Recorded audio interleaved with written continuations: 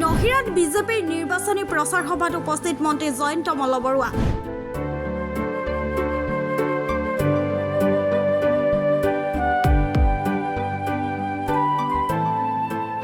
সভাৰ ভাষণ প্ৰসংগত কংগ্ৰেছক কটাক্ষ মন্ত্ৰী জয়ন্ত মল্লৰ। সাংসদ গৌৰৱ গগৈৰ পাকিস্তানৰ লগত আছে সম্পৰ্ক, ৰাজ্যক উত্তৰ দিব লাগিব গৌৰৱ গগৈ।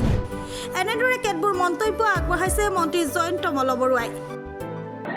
অসমৰ জলৈকে গৈছো, নিৰ্বাচনী প্ৰচাৰত ৰাইজৰ যি মৰম আৰু উৎসাহ দেখিছো, আমি 100% বিশ্বাসী যে আমাৰ দলৰ আৰু মিত্ৰ দলৰ প্ৰাৰ্থী সকলোতে বিজয়ী হ'ব। আজি পলাশবাৰী অঞ্চললৈকে আহিলো। পলাশবাৰী নহিৰা অঞ্চলত আপোনালোকে দেখিছে যে চাৰিওফালে বিৰোধী বাট পাবলৈ নাই, চাৰিওফালে হাজাৰ হাজাৰ মানুহ ওলাই আহিছে আৰু সকলো এই খিলঞ্জীয়া গাঁও ভিতৰৰ গাঁও এখনত এই ধৰণে মানুহ ওলাই আহি আমাক আশীৰ্বাদ দিছে। মই নিশ্চিত যে আমাৰ এই অঞ্চলৰ জিলা পৰিষদ, আঞ্চলিক পঞ্চায়ত সকলোৱে বিজয়ী হ'ব আৰু আমি সকলোৱে মিলি এই অঞ্চলৰ তৃণমূল পৰ্যায়ৰ উন্নয়নৰ কাম সুন্দৰভাৱে কৰিম। পেহেলগামৰ ঘটনাই আমাৰ সকলোৰে মন চুই গৈছে। আমি সকলোৱে মনত দুখ পাইছোঁ, ম্ৰিয়মান হৈ আছোঁ। আৰু যেতিয়া অসমৰ কোনোবা সাংসদে পাকিস্তানলৈ গৈ মিতি ৰেলী কৰা বুলি শুনো, পাকিস্তানলৈকে গৈ তেওঁ 15 দিন কটাই আহে, কাকো খবৰ নিদিয়াকৈ। তেওঁৰ ঘৈণীয়েকে পাকিস্তানৰ NGOৰ পৰা দৰমহা লয়। ল'ৰা ছোৱালী, এজন প্ৰাক্তন মুখ্যমন্ত্ৰীৰ ল'ৰা ছোৱালীও ভাৰতীয় হয়নে অসমীয়া হয়নে নাই তাক লৈ সন্দেহ প্ৰকাশ কৰে। তেতিয়া মনটো দুখ লাগে যে এনেকুৱা ধৰণৰ ৰাষ্ট্ৰৰ প্ৰতি অকণো আনুগত্য নথকা মানুহো যে অসমত আছে। গতিকে মই এটাই আশা ৰাখিম যে সেইসকল মানুহক ৰাইজে যি প্ৰশ্ন কৰিছে সেই প্ৰশ্নৰ উত্তৰবিলাক দিয়ক, যে তেওঁ পাকিস্তানলৈ কিয় গৈছিল। আৰু অসমৰ মানুহে জানিব বিচাৰে যে অসমত পাকিস্তানৰ সমৰ্থক কোনোবা সাংসদ আছে নেকি। গতিকে সেইকাৰণে তেখেতসকলক আমি তাকেই আহ্বান কৰিব পাৰোঁ। আৰু তেনেকুৱা দলে অসম আৰু ভাৰতৰ কেতিয়াও উন্নয়ন কৰিব নোৱাৰে। আৰু সেইকাৰণে অসমৰ ৰাইজে বা ভাৰতৰ ৰাইজে আজি সেই দলবিলাকক এঘৰীয়া কৰি বা একঘৰীয়া কৰি লৈ গৈছে।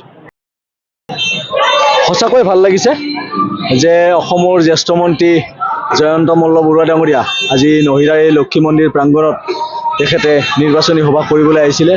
আৰু জনসাধাৰণৰ যি স্বতঃস্ফূৰ্ত সঁহাৰি, সেই সঁহাৰি দেখি সঁচাকৈ আপ্লুত হৈছোঁ। আৰু জনতাৰ সঁহাৰি দেখি আমাৰো ভাল লাগিছে।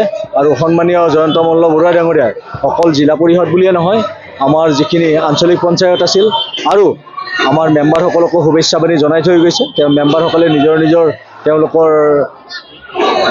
তেওঁলোকৰ সুবিধামতে ইলেকশ্যন খেলিছে, গতিকে তেওঁলোকক কৰিব। বাকী জিলা পৰিষদ আৰু আঞ্চলিক পঞ্চায়তৰ ক্ষেত্ৰত মোৰ ৰামপুৰ জিলা পৰিষদৰ অন্তৰ্গত 9টা জিলা পৰিষদ 9টা আঞ্চলিক পঞ্চায়ত আছে। এই 9টাতে 9জন প্ৰাৰ্থী জয়ী হোৱাৰ কাৰণে তেওঁ শুভেচ্ছা বাণী সকলোকে শুনাইছে। আৰু মোকো ৰামপুৰ জিলা পৰিষদৰ প্ৰাৰ্থী হিচাপে তেখেতে যৎপৰোনাস্তি চেষ্টা কৰিছে জিকাই অনাৰ ক্ষেত্ৰত। আৰু জনসাধাৰণৰ সঁহাৰি দেখি সঁচাকৈ ভাল লাগিছে। অত্যন্ত স্বতঃস্ফূৰ্ত ৰাইজৰ সঁহাৰি, আৰু ৰাইজৰ বিপুল সঁহাৰি আজি ভালো লাগিছে মনটো। হয়তো দুদিনমান অকণমান বতৰৰ কাৰণে ৰাতিপুৱা অকণমান নিজৰে অকণমান বেয়া লাগিছিলে, কিন্তু ৰাইজৰ যিটো স্বতঃস্ফূৰ্ত সঁহাৰি সেইটো দেখি সঁচাকৈ ভাল লাগিছে।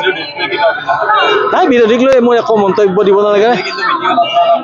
নাই, উল্লেখ কৰি আছে, মই তেওঁলোকক শুভেচ্ছা জনাইছোঁ।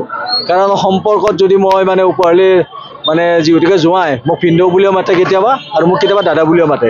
গতিকে তেওঁলৈ মোৰ তৰফৰ পৰা ৰামপুৰ জিলা পৰিষদৰ বিজেপিৰ মই যিহেতুকে এজন কেণ্ডিডেট, গতিকে তেওঁলৈ মই শুভেচ্ছা জ্ঞাপন কৰিছোঁ।